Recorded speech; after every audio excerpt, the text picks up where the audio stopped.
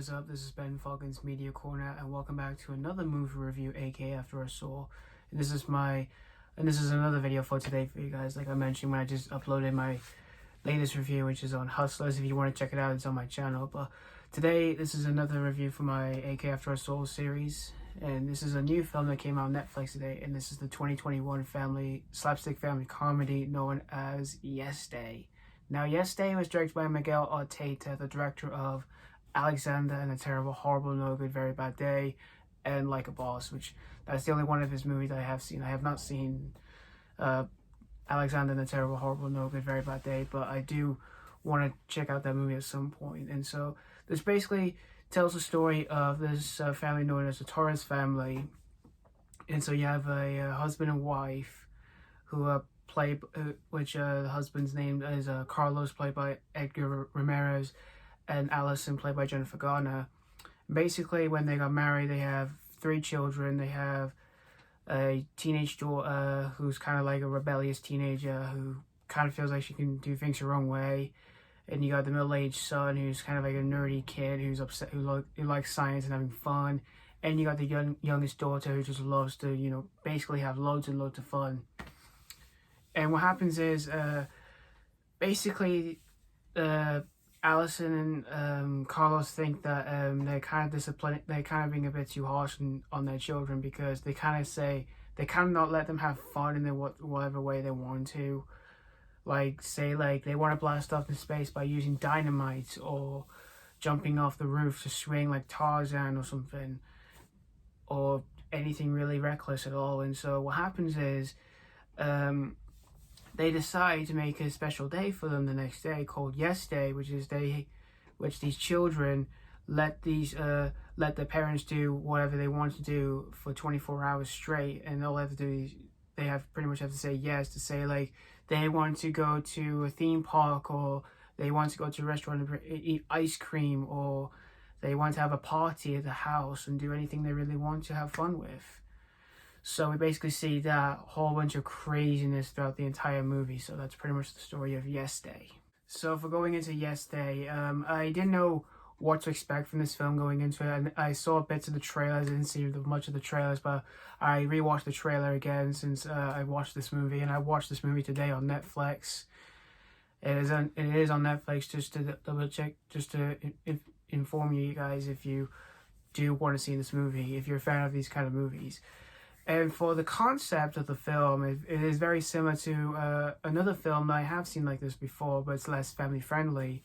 It's just mostly a comedy for anyone really at all, not just for family, but just for like adults really. And that was Yes Man, which with Jim Carrey, directed by Peyton Reed, which I think that's a really underrated Jim Carrey movie, and I will do a review on that on my channel. The concept for that movie is very similar to this film, make it a bit more family friendly, just to entertain young adults out there, just to see a bunch of whole craziness throughout the entire movie. And for the way it was made, it looked like it would have been like a movie that was released on Nickelodeon or something, because we had a film like that before in 2019, which was Playing with Fire, which I'll do a review of that as well on my channel, as well as Yes Man. But yeah, and I was familiar with some of the cast members. Jennifer Garner, which I think she's a talented actress. I've seen her in a few hit or miss. And you got Édgar Ramírez, which I think he's a talented actor as well. I've seen him in a few things as well. And for the director, Miguel Arteta, which he's made those 2 movies I mentioned before, Alexander and the Terrible, Horrible, No Good, Very Bad Day, which again I've not seen that movie, but I did see his new film before this, which I did see which came out last year in cinemas, which was Like a Boss, which I'll do a review on that movie as well. And I will do my review for Alexander and the Terrible, Horrible, No Good, Very Bad Day once I watched that movie at one point. But this movie, I just thought this movie was watchable. It wasn't awful. I just didn't flat out hate everything about this movie. I mean, yeah, from the trailers, you kind of think like it would have been it looks very, very predictable from what you can tell, because it's mostly like the jokes in the film and the way they were made, and for like the performances, from the way they were acted. Some of them are quite a bit awkward, even though they look like they were having a good time. Jennifer Garner, which she has a fun time doing these kind of roles. I've seen her in a few movies doing like that before, like 9 Lives or 13 Going on 30 or anything at all really. But yeah, she looked like she was having a blast, but she did a fine job in the movie, as well as Édgar Ramírez, which he was also fine. And for the characterization for these two characters in this movie, they're completely different from the opposite. Like, we see Jennifer Garner's character, Allison, who is kind of an overprotective mother and just wants to make sure her kids are safe and make sure they don't do anything crazy or stupid in the movie. And as for the dad character, Carlos, played by Édgar Ramírez, he's just kind of like a he's like a cool looking dad who kind of does discipline in a different way than what Jennifer Garner's character does. Like, and for the kids in the movie, like you got the oldest daughter in the movie who's kind of like a rebellious teenager, which she didn't get on my nerves or anything. And for the other kids, you got the middle-aged son who's obsessed with science, and he's a bit of a nerdy kid and just likes to have fun. He was fine. And the young daughter, which I thought like she was going to be annoying in the movie, but thankfully she wasn't annoying in the movie. She was fine. All the performances were fine for the most part, but it's just some of the other characters are just, you know, were just very stereotypical and cliche because of the way they were portraying. Because for what they do was just really awkward and just really just cringe, which is mainly for its jokes in the movie, which I'll talk about them. In which the humor and the jokes in this film are just very, very predictable. Like, there's some silly slapstick in the film, like say people falling over or throw into walls, or they get stuck, or like just fall off a tree, or anything at all, anything like just smashing them in the face and, you know, like fall down like that in the movie. There were some typical jokes that young kids will enjoy. There's fart jokes in this, and there's some like foam jokes in this film because, again, one of the kids likes science and he just likes to make foam explode in the movie. That's what he does in the movie, by the way.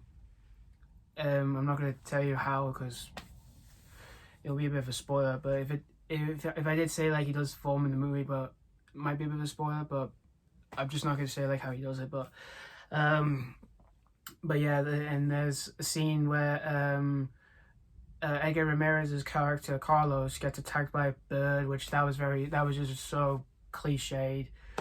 But yeah, it was just the jokes and the humor were just really, really cliched and very predictable and awkward, particularly for its characters in the film, for the way they're portrayed on screen. That was just the problem with the movie that I did have. And as for its direction by Miguel Arteta, it does have a bit of like kind of vibes of like what kind of movie it kind of looks like in those kind of days, because for me the way it was directed kind of reminded me of like a sort of like a Nickelodeon slapstick family comedy. Like we had that before with Playing with Fire and some other movies, and we've had like as well as for another family comedy which was Instant Family, which that had like emotional tone to that. But I think the movie was trying to do that, but it kind of didn't work for me at all. There wasn't like anything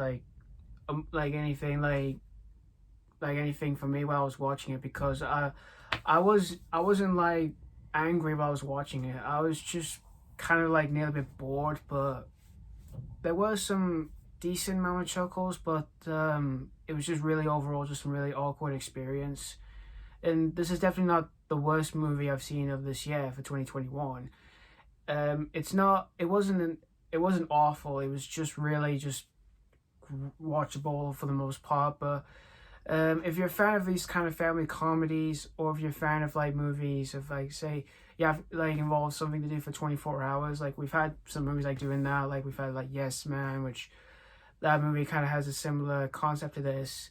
And we've also had another Jim Carrey movie that involves something to do for 24 hours, which is Liar Liar, which I love that movie, and I will be reviewing that as well. But this movie was just watchable for the most part. It wasn't awful. I mean, yeah, it is predictable, but it's just really just what you might think it was going to be like. In any kind of way, whatever you expected it was going to be. Thinking, is it going to be awful, or do you think it's going to be watchable? Personally, I just thought it was watchable, but Again, it's on Netflix. If you want to check out something new for the family, or if you're a fan of like these kind of movies, this is kind of like a one for you. I'm gonna give Yes Day a D. So yeah, thank you guys so much for watching for my review of Yes Day. If you did see the film, I would like to hear your thoughts on this movie, because again, this came out today. If you did see it today, or if you did see it, whatever you did, let me know if you did see the film. Again, I'd like to hear your thoughts. Did you enjoy this, or weren't you really a fan of it? So yeah, thank you guys so much for watching, and stay tuned for more reviews. And this is Ben Fogan's Media Corner signing off.